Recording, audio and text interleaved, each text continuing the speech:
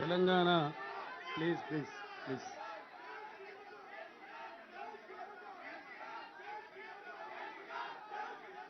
Please please Nagesh please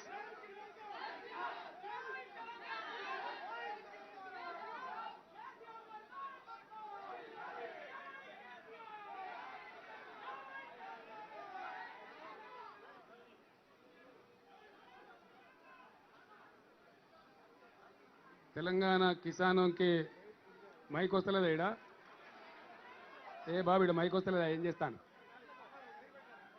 mic వస్తలేదా ఇదడ దిప్పు తిరుగుతుందా దింపు దింపు అటు దింపు మీరు అడ్డం జరగండి హలో అడ్డం మీరు వెనక జరగండి మైక్ వస్తుంది. ఇప్పుడు వస్తుందా ఇప్పుడు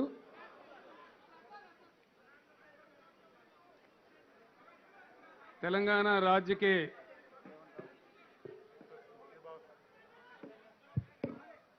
किसानों का केंद्र सरकार से दाम ये వచ్చిన కాడికి కింద గింతే ఉన్నది దీనికంటే ఆలోలు ఎక్కువైతుంది ఏం చేసిండ్రా రాజశేఖరెడ్డి ఇంత చిన్న మీటింగ్ ఇదా కథ ఏడబట్టుకుంటారు రెండు అది బంద్ చేయన్నా బాబు केंद्र सरकार से तेलंगाना किसानों का धान खरीदने के मांग को लेकर यहां दिल्ली में पधारे हुए तेलंगाना राज्य के माननीय मंत्रीगण, माननीय सांसद, माननीय विधायकगण, हमारे एमएलसी और लोकल बॉडीज के जनप्रतिनिधि, तेलंगाना राज्य के किसान संगठन के नेता और हम सबके अलावा हमारे साथ मदद जुटाने के लिए आए हुए हमारे भाई, इस देश के एक महान किसान नेता के बेटा महेंद्र सिंह टिकैत जी के बेटा और आज के किसानों का इस देश का प्रतिनिधि माननीय राकेश टिकैत जी और उनके साथी भाई, मैं आप सबका प्रणाम करता हूं।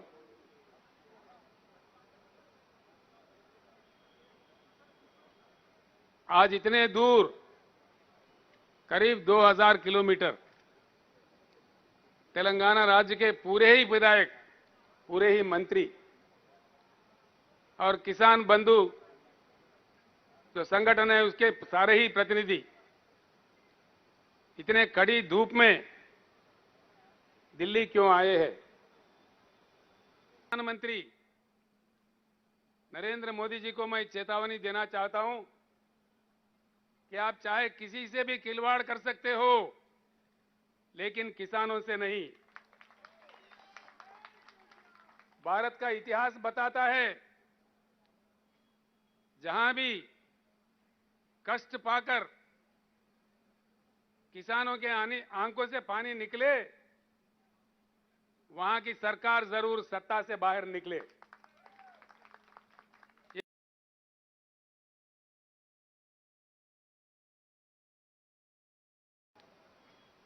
जहां भी कष्ट पाकर किसानों के आंखों से पानी निकले, वहां की सरकार जरूर सत्ता से बाहर निकले। ये शक्ति हमारे देश के किसान में है। सत्ता में कोई परमानेंट नहीं है, लेकिन जब आप सत्ता पे हो, उस नशा में होश खो जाके आप और आपके मंत्री दूसरे मंत्रियों के साथ, राज्यों के मंत्रियों के साथ, किसानों के साथ एक अपमानित रूप से व्यवहार करे, ये बिल्कुल हमें स्वीकार नहीं है। जब हमारे निरंजन रेड्डी जी, हमारे कृषि मंत्री और उनके साथ कुछ मंत्री दिल्ली में आए थे तेलंगाना किसानों को मांग लेके। यहां के आपके मंत्री पीयूष गोयल साहब का जो व्यवहार था बहुत ही बुरा था, बहुत ही अपमानित था। बेहतरीन चावल उगा के देश को अन्न देने वाले अन्नदाताओं को इस पीयूष गोयल जी ने कहा, भाई किनकी खिलाओ, किनकी खिलाओ, किनकी यानी के टूटा हुआ राइस के टुकड़े। बेहतरीन राइस उगा के देश को अन्नदान देने वाले किसानों को से कहा गया कि आप किनकी खाओ, तेलंगाना जनता को ये आदत डालो कि टूटा हुआ राइस खाओ। यह है मर्यादा। भारत सरकार का यही नीति है। जो भी एक न्यायिक मांग लेके आए, धर्म का मांग लेके आए, उसके साथ ये व्यवहार हो, ऐसा हो। वो मंत्री पीयूष गोयल नहीं है, पीयूष गोलमाल है। वो समझता क्या है मुझे समझ में नहीं आता। उल्टा सुल्टा बोलने लगता है। देश के कोने कोने के बारे में उनको क्या नॉलेज है, क्या बात मालूम है, हमें समझ में नहीं आता। हमारा तेलंगाना राज्य का एक अलग किस्सा है। हम अपने अलग राज्य थे, जबरदस्ती जबकि दिल्ली सरकार ने हमको आंध्र प्रदेश में मिला दिया। आंध्र प्रदेश में मिलने के बाद कई दुख हमें झेलने पड़े। जो प्रोजेक्ट हमारे लिए बनने थे वो बंद कर दिए गए। जो हमारे लिए शुरू किए गए थे कई दशकों तक उसको पेंडिंग रखा गया। किसान को ना नहर से बांध से पानी मिला, मजबूरन जमीन का पानी को ढूंढना पड़ा। आप हैरत करेंगे राकेश टिकायत जी, शायद ही तेलंगाना के मुकाबले में सारे देश में कहीं भी इतने बोरवेल नहीं होंगे। तेलंगाना राज्य में ही सिर्फ तेलंगाना राज्य में आज 30 लाख बोरवेल चलते हैं। 30 लाख। वहां के किसानों ने अपने खून पसीने की कीमत से 50,000 करोड़ के ऊपर खर्च करके इन 30,000 बोरों का खुदवाई की। लाइनों के लिए, करंट लाइन के लिए पैसा भर्ती किया, अपने आप में मोटर खरीदा और उससे धान उगाने का काम किया कईयों दशक, आंखों में पानी लेते हुए। यह हमारी दुख भरी कहानी थी। सारी व्यवस्था जो माइनर इरिगेशन का व्यवस्था था, जो हमारे महान काकतीय राजाओं ने दिया था, आंध्र प्रदेश सरकार ने उसको नजरअंदाज किया, उसको बर्बाद किया। उसके बाद जमीन में पानी नीचे गया। 800 फीट में, 1000 फीट में, 900 फीट में पानी मिलता था।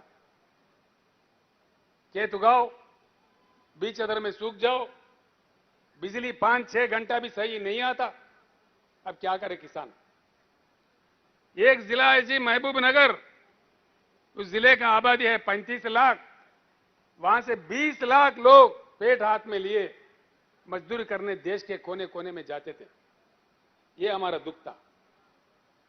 किसानों के आत्महत्या हजारों की तादाद में, और किसानों के परी काम करने वाले जो दूसरे लोग होते वो भी बिछड़ गए। सारी ग्रामीण व्यवस्था में दुख ही दुख भर गया था। पूरे बिखर गए थे। तेलंगाना समाज में एक जबरदस्त शोक, उससे लेके तेलंगाना जनता 1956 से लेके 6 दशक तक अलग राज्य का मांग करते रहे। हम अलग राज्य मांगते हुए कई बार कई हमारे युवा शहीद हुए। 1969 के मूवमेंट में हमारे 400 युवा पुलिस गोली के शिकार हुए, मारे गए। कई लोग, लाखों लोग जेल गए। हम कई दुख झेले थे। जब इस बार 201 में ये गुलाबी झंडा उठा, फिर एक बार जय तेलंगाना नारा गूंजा, तो हमने काफी प्रयास करके पूरी देश के राजनीतिक दलों को समझा समझा के मना लिया। काफी मशक्कत के बाद, काफी काम करने के बाद, 14-15 साल के लगातार लड़ाई के बाद 2012 जून देखो तेलंगाना राज्य बना। तेलंगाना 14 राज्य हमारा बना। आखिर हमारा सपना साकार हुआ। राज्य बनने के बाद वहां का जनता उनके प्रतिनिधि चुनने में टीआरएस पार्टी को वहां सरकार चलाने का आदेश दिया। हम जब से चला रहे, सर्वोच्च प्राथमिकता हमारा खेती किसानी पे था। हम सारे जलाशय, जो तालाब गांव गांव में होता है, 46,000 तालाबों का पुनरावृत्ति किया मिशन काकतीय के नाम। अब वो सारे के सारे हरे भरे दिखते हैं। जमीन की पानी जो ग्राउंड वाटर है वो ऊपर आ गया। बिजली नहीं थी हमारे पास, बिजली की बड़ी किल्लत थी जब तेलंगाना बनी थी। काफी कोशिशों से कई हजारों करोड़ खर्च करके हिंदुस्तान का एकलौता राज्य, एक ही राज्य है आज हिंदुस्तान में 24 घंटा हर किसी को क्वालिटी पावर देता है। आज हम देखते हैं सारे देश में जंग। प्रधानमंत्री के खुद के गुजरात राज्य में भी किसान उमड़ पड़े हैं रोडों पे करंट का मांग करते हुए। सारे हिंदुस्तान परेशान है। लेकिन मैं फख्र से कह सकता हूं एक ही तेलंगाना राज्य है जहां हर किसी को 24 घंटा उत्तम दर्जे का पावर दिया जाता है। और खास तौर पर आपने अपने भाषण में जो कहा, किसानों के लिए 24 घंटा मुफ्त करंट देने वाला एक ही एक राज्य है हिंदुस्तान में, तेलंगाना राज्य। हमारे तालाबें भर गई, बिजली सही हुई, 30 लाख बोर काम करने लगे, हमारे पैदावारी लाजमी है बढ़ेगी।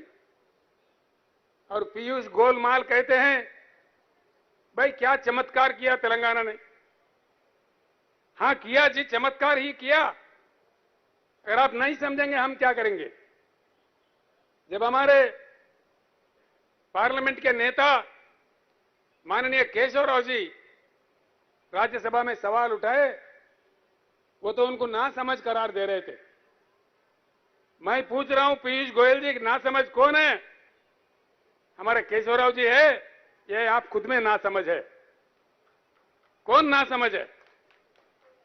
ऐसे बातें, इतने अहंकार कहां से आए आपको? क्यों ऐसी बातें करते हैं? हां चमत्कार हुआ जी।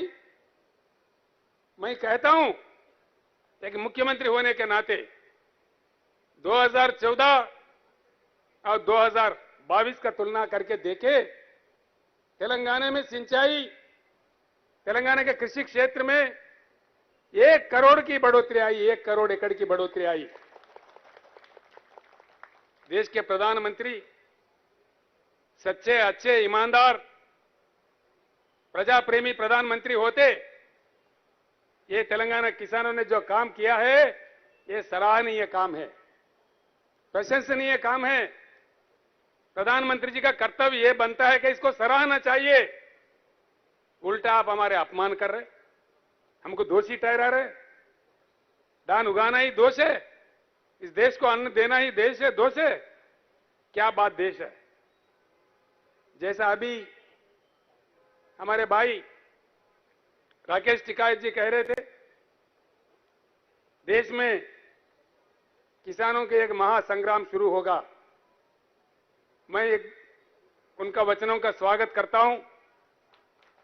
पूरी तेलंगाना के जनता और किसान डटकर आपके साथ खड़े हो जाएंगे। टिकायत जी, जो महासंग्राम शुरू होने हैं, मैं आप लोगों का तारीफ करता हूं, आप लोगों को शुभकामनाएं देता हूं। केंद्र सरकार कितना आपको अपमानित किया हम देखते रहे, आश्चर्य व्यक्त करते रहे। आपको केंद्र सरकार ने खालिस्तानी कहा, उग्रवादी कहा, पता नहीं क्या क्या कहा। कितने मुश्किल खड़ा कर दिए, कितने पुलिस तैनात किए, लेकिन अटल तरीके से आप लोगों ने देश के किसानों के प्रति उनके मांगों को लेकर के 13 महीने लगातार जिस प्रकार का आंदोलन किया, शायद पूरी दुनिया भर में कहीं नहीं हुआ, किसी देश में नहीं हुआ। आपने ये हालत कर दी भारत सरकार का कि प्रधानमंत्री को खुद आके आपसे माफी मांगनी पड़ी, देश के किसानों से माफी मांगनी पड़ी। हमारे प्रधानमंत्री तो माफी के सौदागर है, जब कभी चुनाव आता है वो माफी मांग लेते हैं। कुछ समय पहले कुछ अन्य लोगों से भी वो माफी मांगे थे, हो सकता है बाद में भी फिर माफी मांगेंगे, यही लगता है। मैं सीधी बात कहना चाहता हूं, तेलंगाना चाहता है, तेलंगाना अनुरोध करता है, डिमांड करता है, इस देश के किसान भिखारी नहीं है, भीख नहीं मांग रहे हैं। इस देश के किसान मांग रहे हैं, अपना हक मांग रहे हैं। फिर एक बार मैं प्रधानमंत्री से कहता हूं, आप एक नई एग्रीकल्चर पॉलिसी का रचना कीजिए, हम भी उसमें योगदान देंगे। आप अगर नहीं करेंगे, ये बात आपकी बस की नहीं है, आगे चल के आपको हटा देके जो नई सरकार आएगा उसके तहत नई एग्रीकल्चर पॉलिसी, जो integrated agriculture policy of India होगा, उसको हम लागू करेंगे। तेलंगाना जब लड़ने के लिए निकलता है, अंतिम विजय प्राप्त करने तक रुकता नहीं। राकेश जी, एक अजीब बात है, वो हमारे किसान धान उगाए, खरीदो बोले तो ये उल्टा पलटा बोलते हैं। बड़ा चमत्कार, इन्होंने कहा जी क्रॉप बदल दो। हमने किसानों को कहा भाई क्रॉप बदल दो। क्रॉप बदलाव की बात हमारे कृषि मंत्री कह रहे थे, सारे एमएलए कह रहे थे, सारे मंत्री कह रहे थे, गांव गांव में हमारे सरपंच भी कह रहे थे भैया क्रॉप बदलना चाहिए। लेकिन इन्हीं के दो आदमी, एक आदमी है केंद्र कैबिनेट में मंत्री किशन रेड्डी जी, दूसरे इनके पार्टी के अध्यक्ष, भारतीय जनता पार्टी के अध्यक्ष तेलंगाना राज्य के, कह रहे थे कि धान उगाओ, धान उगाओ, हम खरीदेंगे। उनको उचका के बहका के धान उगाने पर कह रहे थे कि उगाओ, हम खरीदेंगे, मुख्यमंत्री की बातों में आने की जरूरत नहीं है, ये उनका कहना था। है टीवी आपके पास? कहां है टीवी?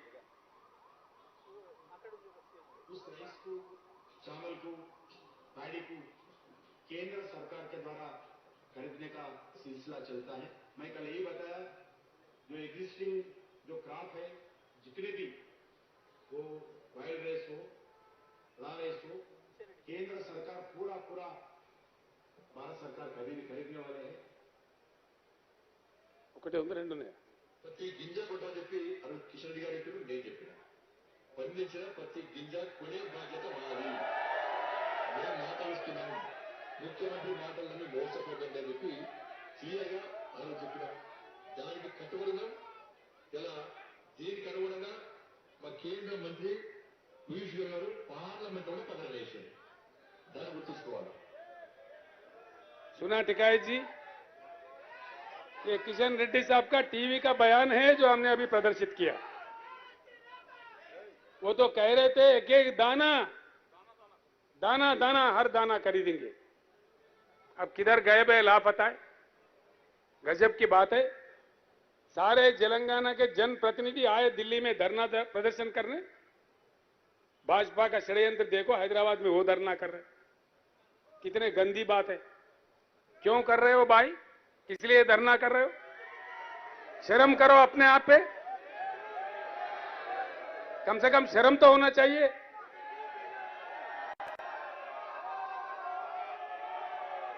इतना बेशर्म भाजपा, इतना बेशर्म क्यों धरना कर रहा है बीजेपी? किस वास्ते धरना कर रहा है? मैं आज बताता हूं,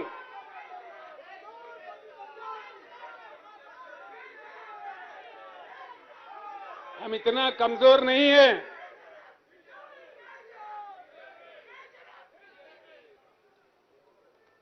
तेलंगाना सरकार इतना कमजोर भी नहीं है कि हमारे किसानों को गंगा में डकाल देंगे। नहीं, ऐसा नहीं होगा। हमारे जान जाने पर भी ऐसा नहीं होने देंगे। बचा लेंगे हमारे किसानों को। लेकिन सारे देश को पता चले कि इनका व्यवहार कहां कहां क्या क्या चल रहा है, किसानों के साथ इनका व्यवहार क्या है। आपने सही कहा जी, बिल्कुल। आज का जो सरकार है षड्यंत्र वाला सरकार है, जनतंत्र वाला सरकार नहीं है। इतना बड़ा केंद्र का सरकार, इतने बड़े बड़े बातें करने वाले प्रधानमंत्री, तेलंगाना एक छोटा सा राज्य है, वहां के किसान का पैदावारी दान खरीदने के लिए केंद्र सरकार के पास या धन नहीं या नरेंद्र मोदी जी का मन नहीं। क्या नहीं? धन नहीं कि मन नहीं? तेलंगाना तो आपको वोट चाहिए, दान नहीं चाहिए। तेलंगाना से सीट चाहिए लेकिन दान नहीं चाहिए। यह आपका षड्यंत्र है या राजनीति है। जब आवाज उठा के मांग करे तो उल्टा आपके भाजपा को हैदराबाद में धरना पे बैठाए। शर्म करना चाहिए, शर्म होनी चाहिए। ये षड्यंत्र देश में आगे से नहीं चलेगा। हम जाएंगे जी, आज या कल निकल जाएंगे, इस समस्या का समाधान ढूंढेंगे, इसको निपटाएंगे और बाज़ाब्ता आके बाकी दिल्ली में बैठ जाएंगे। इस सरकार का क्या क्या नीति है, आप जैसे कह रहे थे, सारे राजनेताओं को इकट्ठा करेंगे, जोड़ेंगे। इस देश के किसानों को जब तक संवैधानिक रक्षा नहीं मिली, जब तक एमएसपी संविधान में ना आए, तब तक हम बिल्कुल आखिरी बूंद खून तक भी हम लड़ते रहेंगे। लड़ाई जारी रहेगा। हम सारे लोग, राकेश टिकैत जी, हम सारे लोग आपके साथ होंगे। जल्द से जल्द जो जो मुख्यमंत्री इस बात से सहमत है, जो जो राजनीतिक पार्टी इस बात से सहमत है, उनकी सारी सहमति से देश में एक ऐसी जलजला भूकंप पैदा करेंगे, ये पीयूष गोलमाल भागते भागते नजर आएंगे।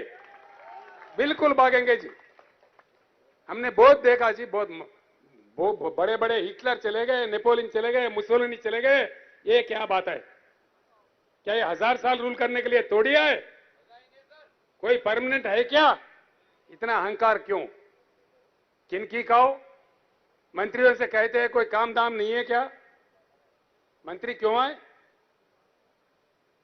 हफ्तों पर इनके दफ्तर में गए, वहां मंत्री लोगों को बिठा के 3-3 घंटा देर करके आते हैं ताकि ये चला जाए, उल्टा बदनाम उन पे लग जाए।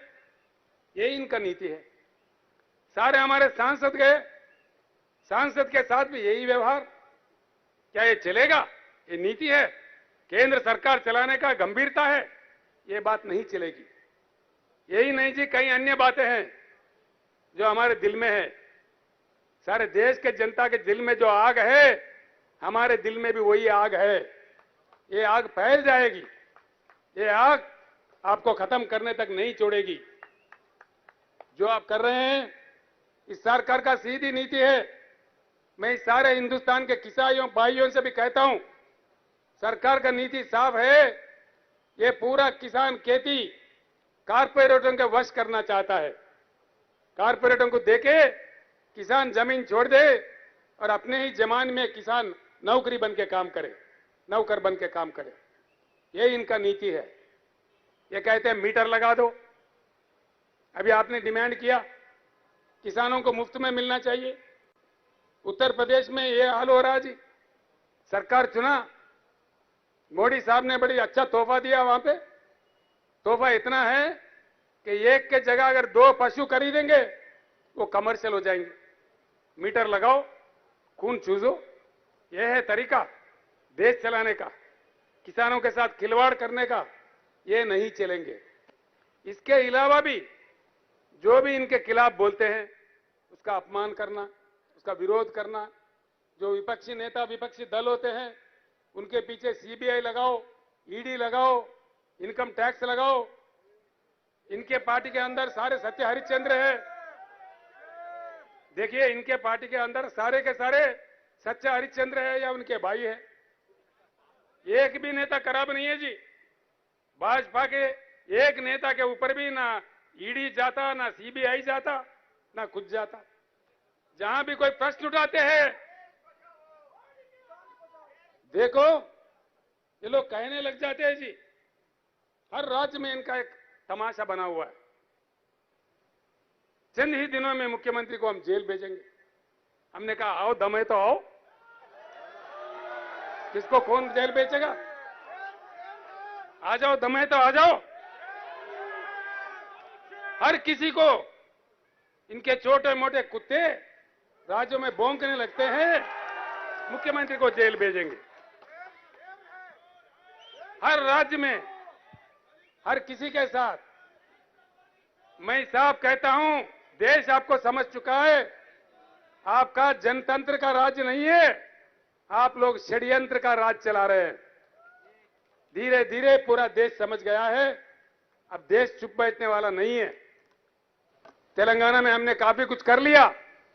भारत देश के लिए अभी काम करना है। हम निकल पड़े हैं। हम इतना बाद में लास्ट में बोलो ना भाई। इधर हम बोल रहे हैं, उधर आप बोल रहे हैं, तो क्या चीज समझ। अरे अरे बैठ जाओ।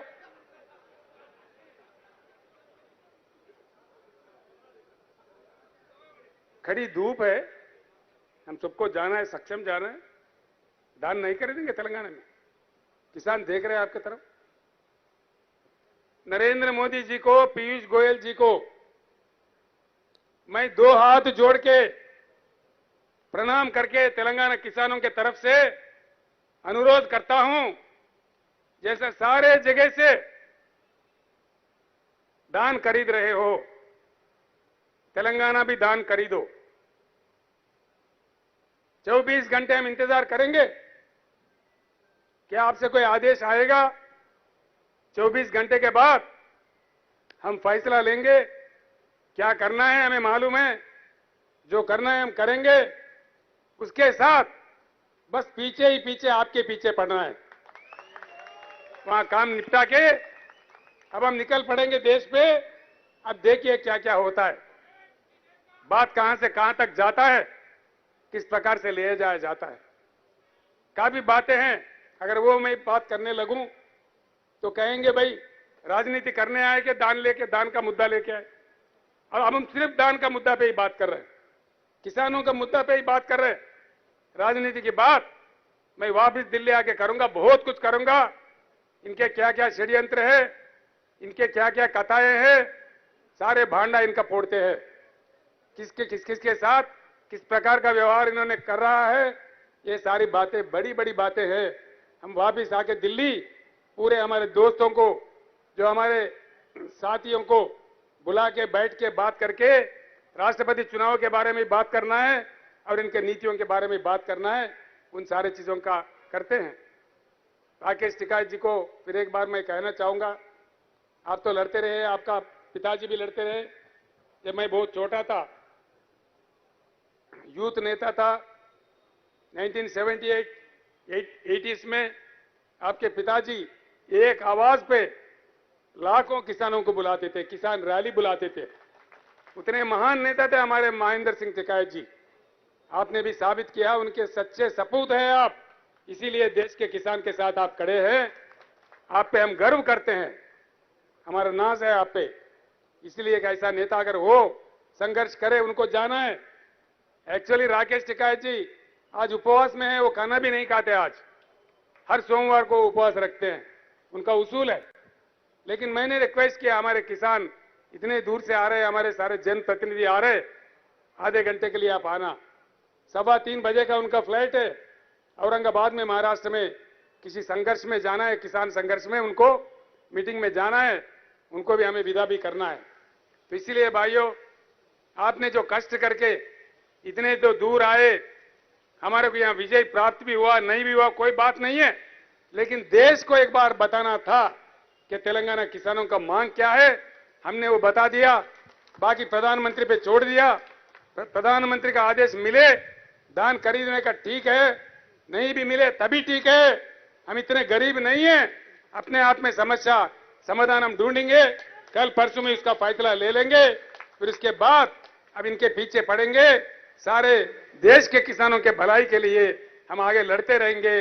जय तेलंगाना, जय हिंद। तेलुगुలో చెప్పానా? तेलुगु में समझ जाएंगे, कोई बात नहीं, कोई बात नहीं। धन्यवाद। కేసీఆర్ గారి నాయకత్వం. అందరూ దయచేసి ప్రాంగణంలో ఉన్న అందరూ కూడా మరి బయట భోజనాలు ఉన్నాయి కాబట్టి అందరూ కూడా భోజనాలు చేసి పోవాలి.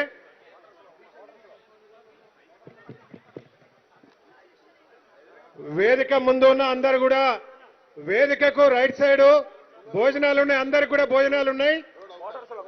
క్వార్టర్స్ లో గేట్ దాటినాక రైట్ సైడ్ అందరు కూడా భోజనాలు దయచేసి భోజనాలు చేయాలి అందరూ. జై తెలంగాణ.